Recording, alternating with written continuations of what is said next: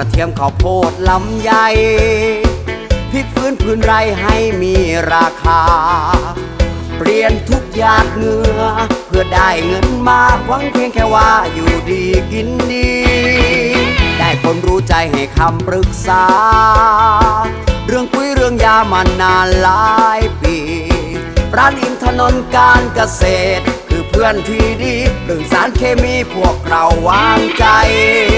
อยู่ย้อนวงเวียนบ้านสันจกบกอำเภอดอกคำใต้เพื่อนที่รู้ใจชาวไร่ชาวนาด้วยความยินดีให้คำปรึกษาสวนยางพาราข้าวโพดลำไย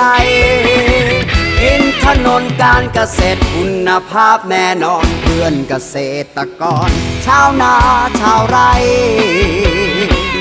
ครบเครื่องเรื่องเกษตรถูกหลักปลอดภัยลดต้นทุนได้กำไรแน่นอนไอ้ติวยินดีให้คำปรึกษาชาวไร่ชาวนาเกษตรกรร้านอินถนนการเกษตรจริงแท้แน่นอนเพื่อนเกษตรกรเพื่อนชาวไร่ชาวนา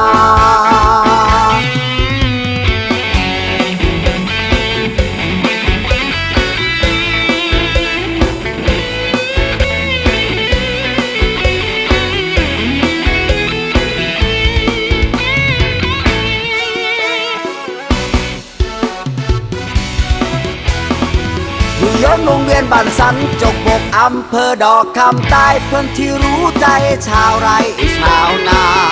ด้วยความยินดี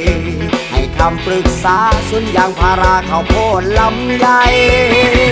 อินถนนการเกษตรคุณภาพแน่นอนเพื่อนเกษตรกรชาวนาชาวไร่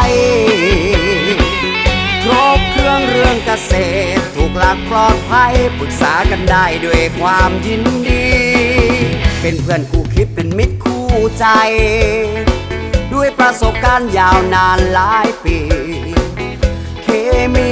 เกษตรวิทยาชั้นดีต้องมาที่นี่ร้านอินถนนการเกษตรร้านอินถนนการเกษตร